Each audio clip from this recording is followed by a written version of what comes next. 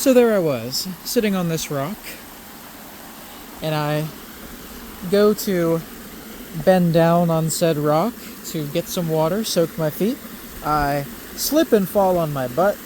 I'm okay, but I go to filter water, and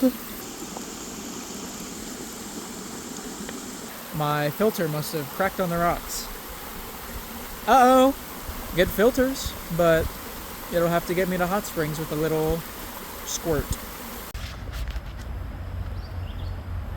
Well, this is different.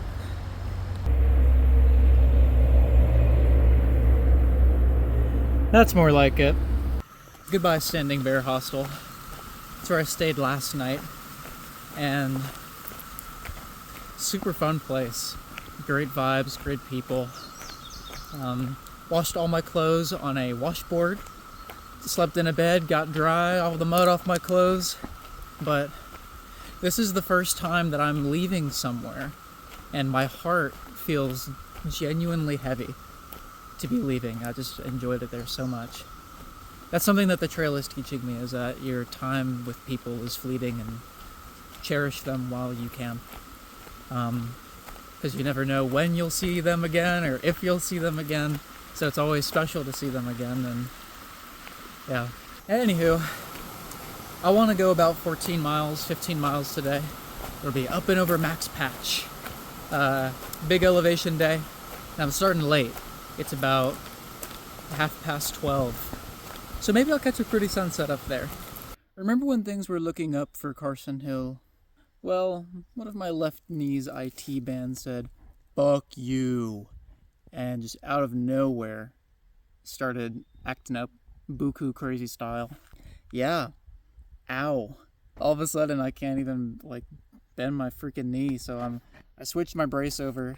Fortunately there's a water source near where I'm hurt, and I can drink water and recover. And remember when I said my heart felt heavy for leaving Standing Bear? Well, maybe it won't have to feel so heavy anymore, because I'll go to the next road, shuttle back to Standing Bear, and then rest, because yeah, this sucks. $35 shuttle. Being injured is expensive. If you're planning on hiking this, or anything like it, do yourself a favor and do some preemptive knee strengthening exercises so that you don't end up like me. Hey, it's the first day of trail days, officially. Got here yesterday.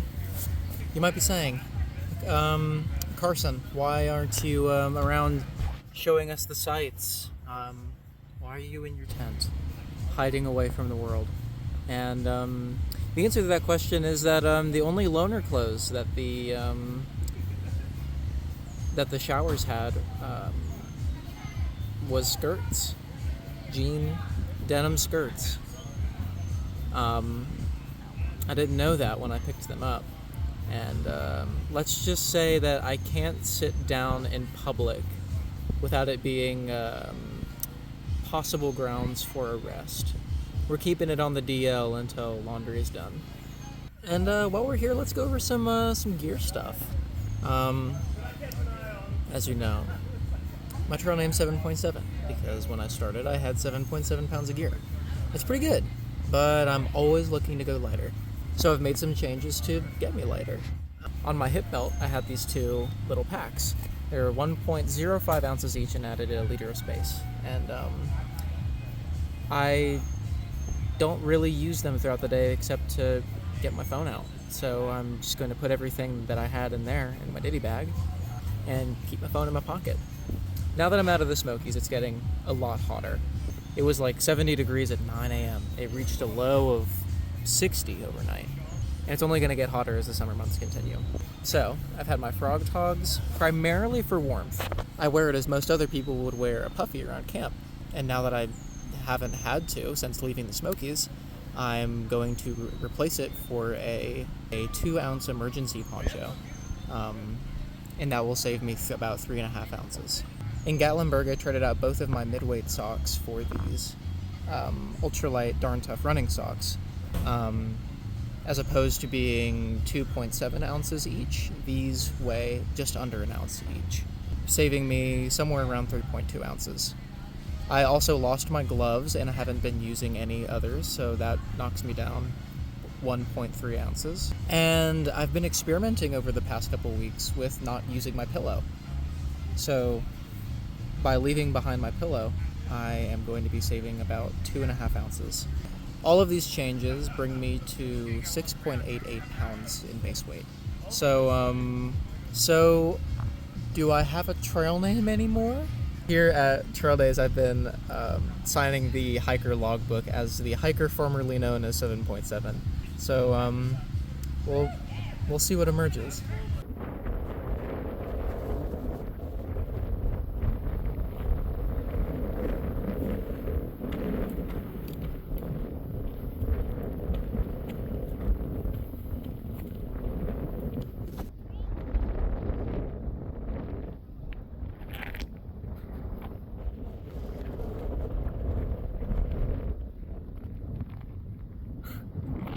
Hey there, we're back on trail.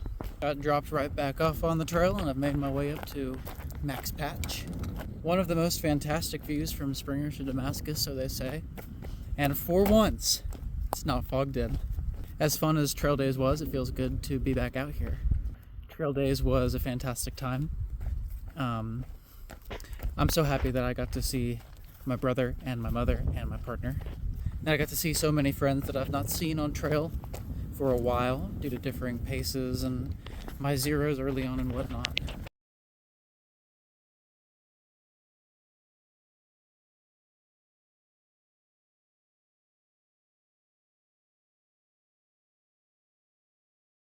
When I was at Trail Days, there was so much free food that I wasn't paying attention to my food bag, and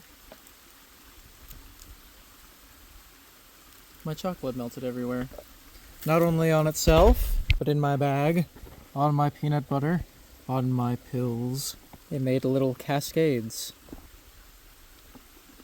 Yummy cascades.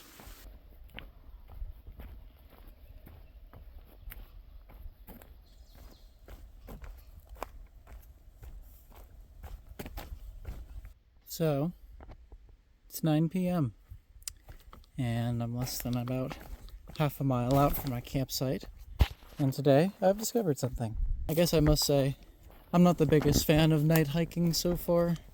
Yeah, walking in the woods in the dark is a little unnerving. When you lack the visual faculties to quickly glance at whatever made the rustle in the bushes, which most often in the daytime are little birds or squirrels or whatnot.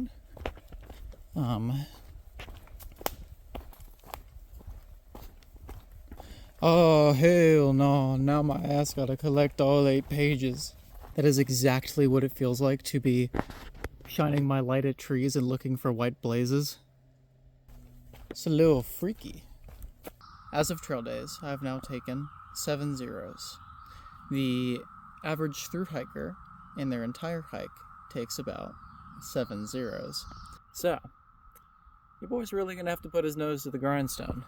Doing some calculations with the amount of time that I have left. To summit by September 31st, I have to go 14 miles a day. The hard limit for summiting Katahdin is October 15th, which gives me 2 weeks of wiggle room, but the more that I eat into that time, the more unpleasant it will be, given the colder and more difficult weather. For about the next 150 miles, it's going to be business as usual terrain-wise, up and down. But after we hit Virginia, it flattens out a little bit. Not completely, but enough to be able to eke out maybe 18 or 20 mile days. Now my hope is that to make that average 14 mile pace through the next 150 miles, and then to be able to make up some of the time that I've lost by doing some extra mileage when the terrain lets up a little bit. That way I can take Neros and maybe zeros by using earned time instead of eating into my extra wiggle room. There's also the chance, given that my IT band on my left knee still doesn't feel great, that I can't do that. But it seems the more and more former thru hikers that I've met, especially in Trail Days and on trail, that many of them had to skip to Katahdin and summit it and then go back and finish a section later. And while I would rather make it to Katahdin in one continuous stretch, if I have to skip around a little bit, I think that's okay, as long as I hit all the miles. So that's what we're shooting for. Hands down, the worst thing about an injury is not the pain. It's how discouraging it is. It just makes you feel like you can't do it. But patience, that's what the trail is teaching me, isn't it? My right knee got better right after a day of excruciating pain, and I know that the pain in my left knee is impermanent. This here is official Appalachian Trail, baby. Right on the road.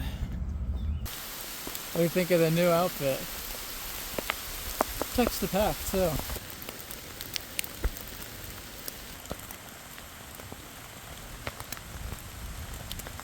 Hikers tell legends of a treasure chest hidden at the bottom of this lake, guarded by a giant snapping turtle, who takes your fingers and makes you solve riddles to get him back.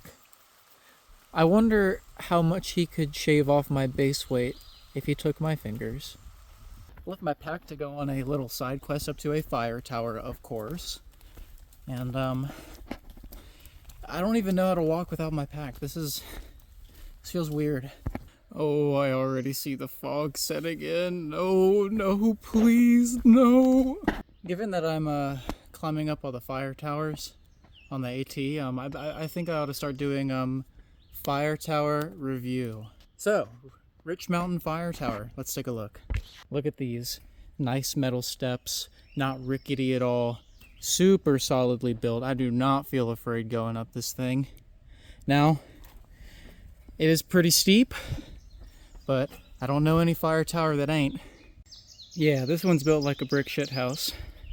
And you know what? Cloudy as it may be, it feels magical. Gonna dock some points for the cell tower, but I feel like that hardly takes away from the majesty of feeling like you're in the clouds.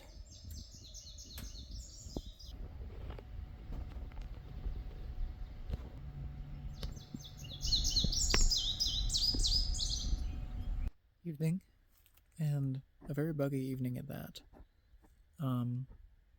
Good day today, despite my knee pain in the beginning. Went about 18 miles, and my knee feels good, and I hope it stays that way.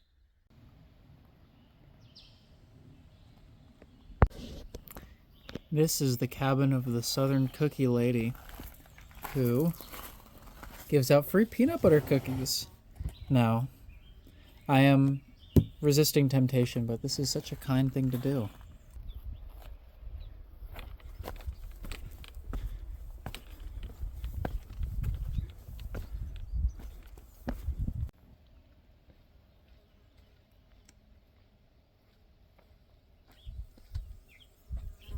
One, 2, 300 miles. Good morning. Rolled out of camp at like 8:40, so a late morning. But it was tough to get out of bed because I slept like poo-poo caca. It was stormy last night, so there were probably 8 of us shacked up in the shelter like sardines. And of course the person next to me was the snorer. Usually I'm very tolerant of snoring when it's not right in my ear. These fields kind of fix me though. Thus far, you just don't really get to see them that much. So it's always a treat. And though the mist has been my enemy many times this trip, I'm still not tired of it.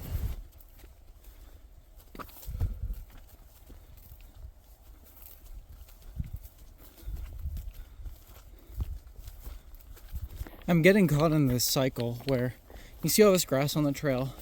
Well, I know that because it's morning, there's going to be dew on all this grass. And as you can see, from like the calf down, my shoes, my socks, everything's soaked. So, knowing that I already have a pair of wet socks when I go to bed every night, I always reckon, well, they're gonna get wet again. So I might as well wear the same pair of socks over and over and over and over again. Big butt bypass. Hell no, honey, I'm trying to work these glutes. Oh, Mr. Newt. He's jumping. Your answer is the best, though. Yeah? Yeah. Strong. No! This will never not be weird. Hello, Carson from the future here, again, with a bigger beard. Two things. Number one, sorry my uploading schedule sucks. Number two, last video, I was like, leave your questions down below, and I'll give you the same opportunity this video. And then next video, I'll take screenshots of all the questions and then answer them. I said I wanted to do every couple 100 miles, but because I suck at uploading and editing footage, I probably won't do it as organized. I would still love to be engaged with anything that y'all might be wondering or have to say. So I'll just, if there are questions after this, I'll just answer them intermittently as we go. But yeah, next video will be a big old section of questions and answers. So yeah, leave them below. I'll throw you a heart to show you that I've seen them, and then you'll get your answers in due time. Deuces.